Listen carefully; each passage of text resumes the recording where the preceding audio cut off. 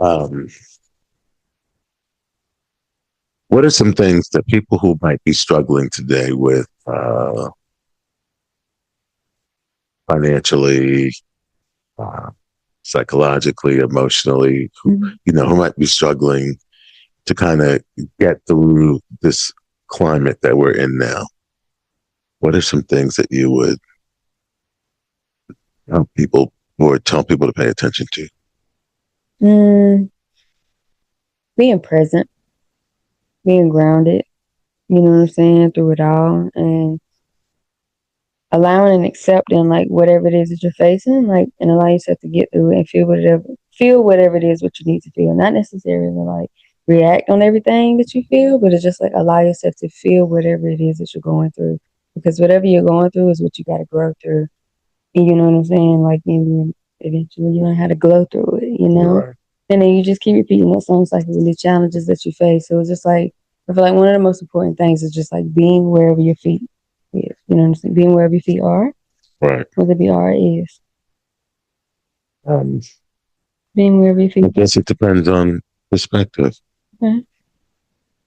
All right. But yeah, so like Wherever you just want to place your feet. yeah. So, Wherever your feet are placed, just like be there also mentally. Like try not to be in so many places where you can't control things. Like don't let your mind wander too much about what you can't control in the moment. Like only worry about what you can control. Like take a minute, breathe, relax, you know what I'm saying? Drop your shoulders, just like relax your chest and just like be wherever you are. Whatever you're dealing with in that moment, just like what really matters, what you get through at this time. Yes, you're worried about this. Yes, you're worried about that. But the most important thing is just to be wherever your feet are, because it's just like that's the only moment that exists, like literally. And that, because the past is already gone and the future ain't here yet. So it's just like the present moment is the only thing that you really have control of. So what are you going to do about whatever you're feeling in this moment? And how are you going to allow yourself to experience it and feel it? And how are you going to choose to react to it if this is not your first time facing it? Or like, no matter if it is, just focus on that. Try not to get too far gone and like, because we all thinking about something. We all got something on our mind. We all have a sad story, happy story, a mad story. You know what I'm saying? We all got stuff that we tend to dwell on, you know what I'm saying? So it's just like we all go through our own struggles, whether it be mentally, physically, we all I would like kind of trying to balance it out. get through something. Yeah, we all just out here trying to balance it out, you know what I'm saying? Um, and everybody's different. We all prioritize different things. Like, your mental, so people prioritize the physical, just like, but at the end of the day, we all just trying to like figure out how it balances out best for us. So the best thing that we can do is just to be wherever your feet are and be present. And whatever challenges that you're facing, whatever blessings that you getting from it, whatever lessons that you learning from it, like just take that in and just take heed to whatever that's like teaching you. And then just like go with the flow, put effort into what you're trying to like do, like pray with action. Don't just pray and just wait for God to just put it in your lap, just pray whatever it is that you want in life, just pray with action and intention, because um I actually seen this video with this girl the other day and she was just like giving an example of like what it is to like pray without action. She had a cup of water sitting in front of her, right? And she was sitting back in the chair and like she had a cup of water sitting in front of her and she was just praying like God, like help me like drink this water. Like put this water in my body. Put this water in my body. Right. But it's just like if she don't pick it up herself with the capabilities that God has blessed her with, to be like to have the mobility to actually do that, you know what I'm saying? Like pick it up herself. Like you can't just expect God just pour it in your mouth for you. You got to use what God already gave you to do that. So it's just like if you don't pray with action, like if I'm sitting just praying to God, like Lord, please put this water in my mouth when I know that I can pick it up myself Right. and pour it in there with the ability, the capabilities that God has blessed me with.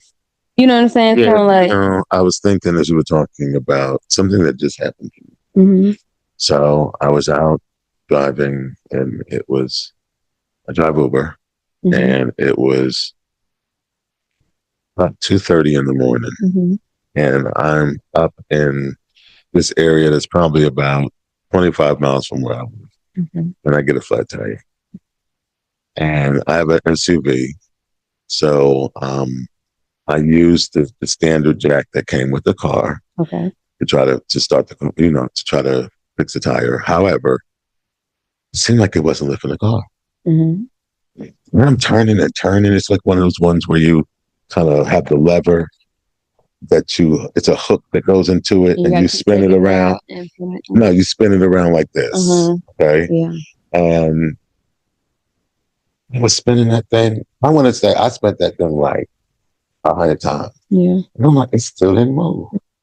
What I didn't realize is I had to spin it 300 times. 300?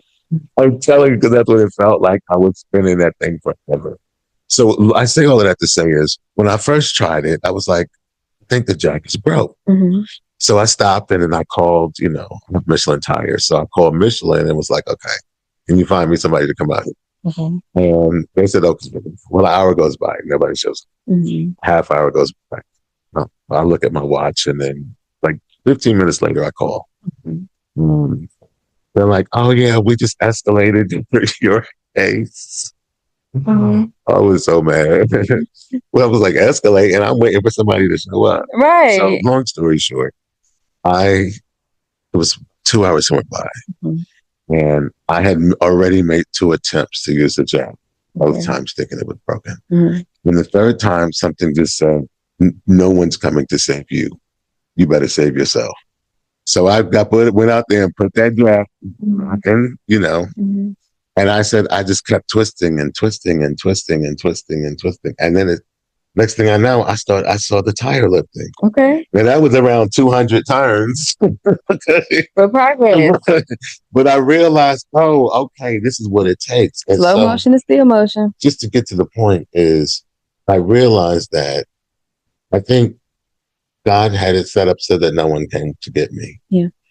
Because I needed to save myself. Right. And he was already there. And I had what it took to do it. It was just, I had never done it before. I never changed the tire on this vehicle before. Mm-hmm. And it was just a metaphor how just get out there. You got what it takes to do it. Mm-hmm. Just do it. Even when it don't seem like it's working. Yeah. Just keep spinning 200 or 300 times. Trust the process. Have a little bit of faith. Mm-hmm. You had to have some type of faith to keep going, even though it seemed like it ain't going nowhere. You had to have some type of faith. It's just, I'm just telling you, keep going. Just keep, and even slow motion. So it was like, but good for you though. I'm proud of you. You got. You know what? That was proud of me too. I was like, look at me doing something. Yeah. And I know you said nobody was coming to save you, but the thing is that God was already there, and that's why you was able to do it. Well, I have to thank my father. My father, he was a mechanic. And one of his things was, if you're going to drive a car, you're going to know,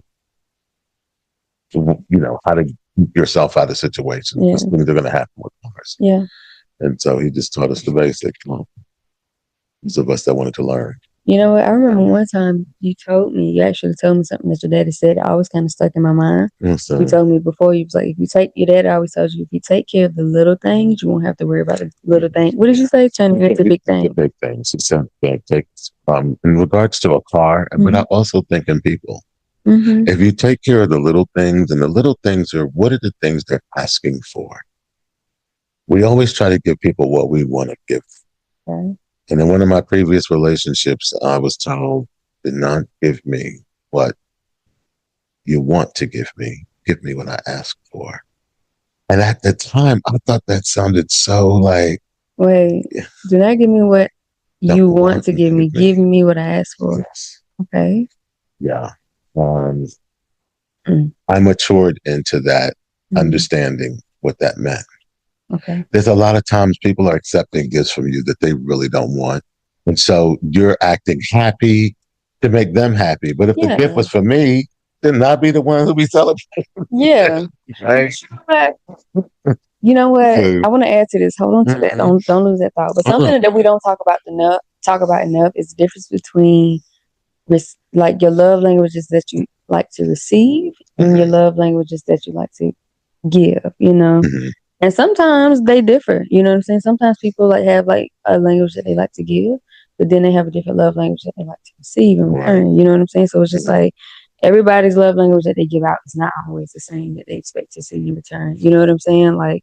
And that's just something that we don't talk about enough, like deeply enough. Like, you know, we talk about love languages in different like ways to, but we never like really decipher the difference in like what, like, have you ever thought about that? Like, what do you often give versus what do you like to receive? Well, yes. And I'll tell you what you value in life the most is something that you didn't get somewhere else. So, like, for example, let's say you value trust, which everybody does, right? So that's something everybody can relate to. Yeah. It's probably because you had your trust broken. Right? So when you got people that you can trust, nothing more. You know, so it's almost like we got to experience the opposite to understand the other, if that makes sense. We always want what we can't have. I want love. I got to know what hurt feels like. You know? Listen, as above, so below. The higher you go, the deeper, like the higher you fall. The harder you fall. You know what I'm saying?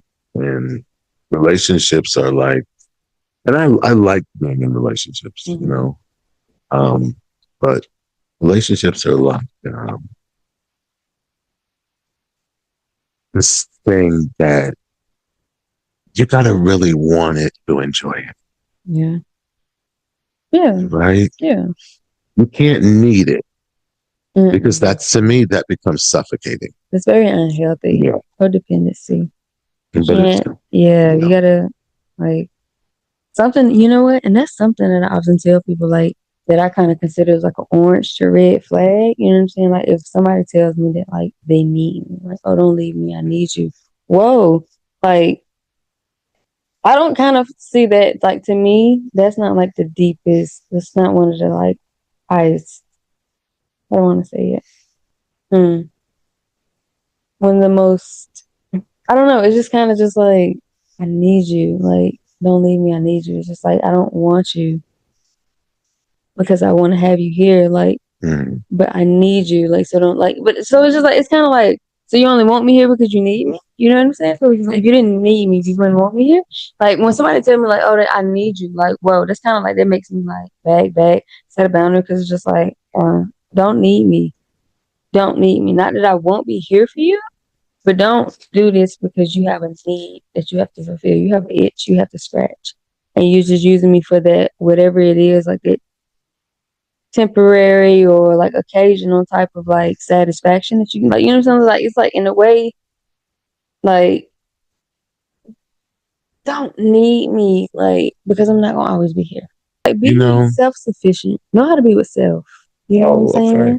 Yes. Like, know how to be with self. Like, don't self-soothing is a thing. Self-love, self-love, self-soothing, self-comforting, self-conversations. Like, this time with self is